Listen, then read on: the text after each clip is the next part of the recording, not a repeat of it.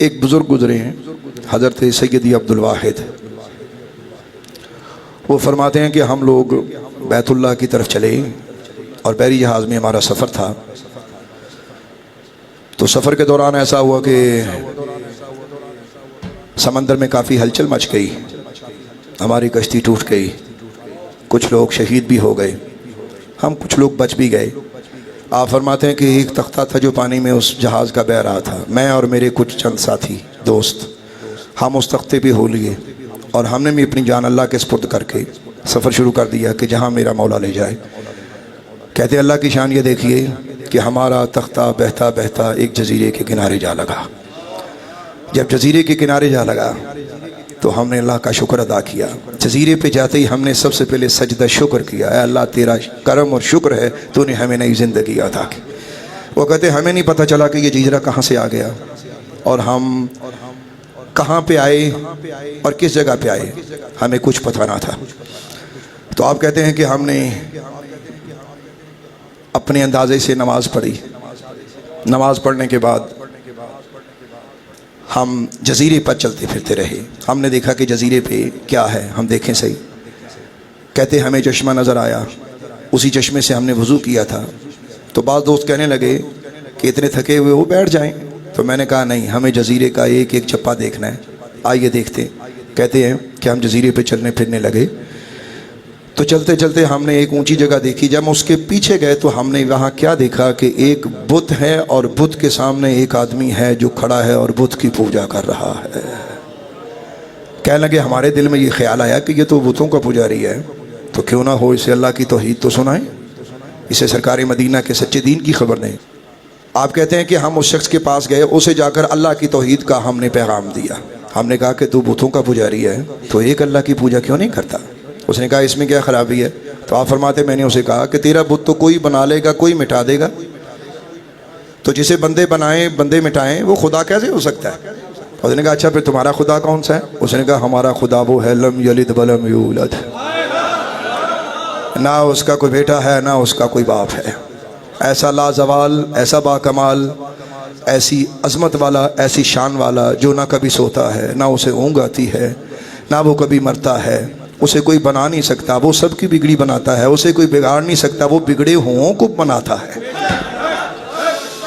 وہ عرش عظیم کا رب ہمارا رب ہے۔ کہنے لگا اچھا تمہیں یہ باتیں کس نے بتائیں؟ آپ فرماتے ہیں کہ ہم نے انہیں کہا کہ ہمیں یہ باتیں ہمارے پیغمبر نے بتائیں۔ انہوں نے کہا مجھے اپنے پیغمبر کے پاس لے چلو گے؟ تو ہم نے غمگین آنکھوں سے کہا کہ وہ دنیا سے تشریف لے گئے، اور ان کا پھیلایا ہوا ایک پیغام ہمارے پاس قرآن پاک کی صورت میں موجود ہے، وہ ہمارے پاس ہے، اگر تم کہو تو ہم تمہیں اس میں سے کچھ سنائیں؟ وہ کہنے لگا ضرور سنائیں۔ آپ کہتے ہیں کہ ہم نے کچھ صورتوں سے سنائیں، اللہ کا پیغام اس میں سے اسے کچھ دیا، جیسے جیسے ہم پڑھتے رہے وہ روتا رہا، یہاں تک کہ ہماری وہ صورتیں پوری ہوئیں۔ وہ بڑا خوش ہوا، کہنے لگا مجھے کلمہ پڑھا دو۔ ہم نے کلمہ پڑھایا، اسے مسلمان کیا۔ کہتے ہیں کہ اب وہ ہمارے ساتھ رہنے لگا، ہم نے اسے وضو کرنا سکھایا، وہ ہماری طرح سجدہ بھی کرے، رکوع بھی کرے۔ کہنے لگا کہ جب ہم نے عشاء کی نماز پڑھ لی نا، تو عشاء کی نماز پڑھنے کے بعد ہم سونے کے لیے لیٹ گئے، تو جیسے ہم لیٹتے ہیں تو وہ قریب آ کے بولا، کہنے لگا ایک بات پوچھنی ہے بھائی۔ کہتے میں نے کہا پوچھو۔ کہنے لگا یہ بتاؤ کہ تمہارا رب سوتا ہے؟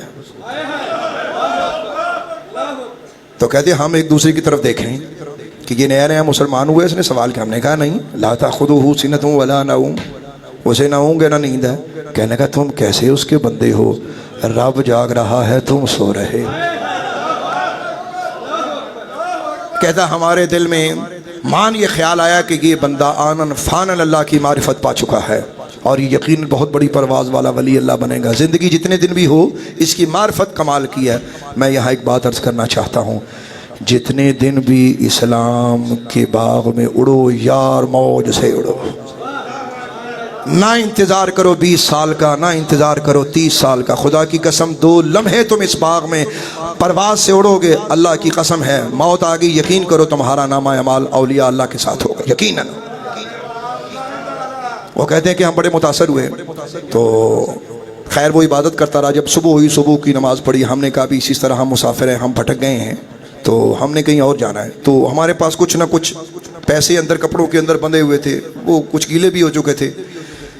تو ہم نے وہ اس میں سے کچھ اپنے مال نکال کے اس بھائی کو دینے کی کوشش کی. ہم نے سب نے اکٹھا چندہ جیسے کہتے چندہ اکٹھا کر کے کہا بھائی ہمارا یہ نو مسلم بھائی ہے, چلو کچھ نہ کچھ خرچ کر لے گا. کہتے ہیں ہم نے اسے کہا کہ بھائی ہم نے جانا ہے, تم اس طرح کرو کہ تم یہ رکھ لو. کہنے لگا کس لیے؟ ہم نے کہا کہ دیکھو تم ہمارے بھائی ہو, تمہیں اس کی ضرورت پیش آ سکتی ہے, کہیں نہ کہیں خرچ کرو گے. تو اس نے جو کہا سننے کے قابل ہے. اور مسلمانوں سنو, کان کھول کے سنو. کہنے لگا یار ایک بات تو بتاؤ, جب میں کافر تھا اس وقت وہ مجھے نہیں بھولا, اب تو میں نے کلمہ پڑھ لیا, اب مجھے وہ کیسے بھولے گا؟ چکو اپنے پیسے, مجھے تمہارے پیسوں کی ضرورت نہیں ہے, مجھے میرا اللہ کافی ہے. کہتے کہ ہم حیران پریشان کہ یہ تو آنن فانن سارے مقام درجے طے کر گیا, اسے ٹائم ہی نہیں لگا, ایک رات میں اتنی اڑان. کہنے لگے کہ ہم نے سوچا کہ اچھا 2 دن ابھی اور قیام کرتے, ہم آگے نہیں جائیں گے. کہتے ہیں کہ ہم 2 دن وہاں ٹھہرے.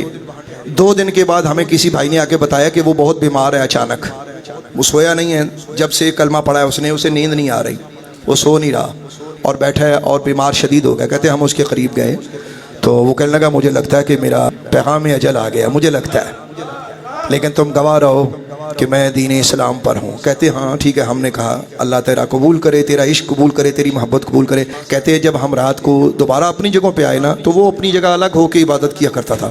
آپ فرماتے ہیں کہ ہم سارے بھائیوں نے ایک ہی خواب دیکھا اور صبح اٹھ کے ہم نے ایک دوسرے سے شیئر کیا. وہ خواب کیا تھا؟ وہ کہتے ہیں ہم نے ایک بہت بڑی بلڈنگ دیکھی کہ اس بہت بڑی بلڈنگ میں, بہت بڑی عمارت میں, بہت بڑے محل میں ایک تخت ہے, اور تخت کے اوپر ایک خوبصورت ترین عورت بیٹھی ہے, اور اس عورت کے ساتھ یہ شخص بیٹھا ہے اور وہ دعا مانگ رہی ہے ایسے کہ اے اللہ اس کو جلدی مجھ سے ملا دے, اس کا ہجر مجھ سے برداشت نہیں ہو رہا. کہتے جیسے ہی ہماری آنکھ کھلی ہم بھاگتے ہوئے اس کے پاس گئے. ہم نے دیکھا کہ وہ آخری سانس لے رہا تھا. کہتے ہم نے کلمہ پڑھا, اس کو پڑھایا, اس نے کلمہ پڑھا, اس کا روح قفس انصری سے پرواز کر گیا. ہم نے نماز جنازہ ادا کی, وہیں اس کا مدفن ہوا. اس کی قبر ہم نے وہاں جزیرے پر بنائی. تو پھر اگلی رات آگئی, ہم سوئے. کہتے ہم خواب میں کیا دیکھ رہے ہیں, جو ہم نے پہلی رات منظر دیکھا تھا نا, وہی منظر آج دوسری رات بھی نظر آ رہا ہے. وہ تخت پر بیٹھا ہے. فرق یہ ہے کہ اس کے پاس جو کھڑی عورت تھی تو اس کی طرف اشارہ کر کے کہتا ہے بھائیو 3 دن کا اسلام مجھے کیا دے گیا, دیکھو میں نے سچے دل سے اس مولا کو مانا ہے, اس نے یہ حور بھی مجھے دی ہے, مجھ سے راضی بھی ہوا ہے. یہ کہہ کر اس نے اللہ کی قرآن کی آیتیں پڑھنا شروع کر دی.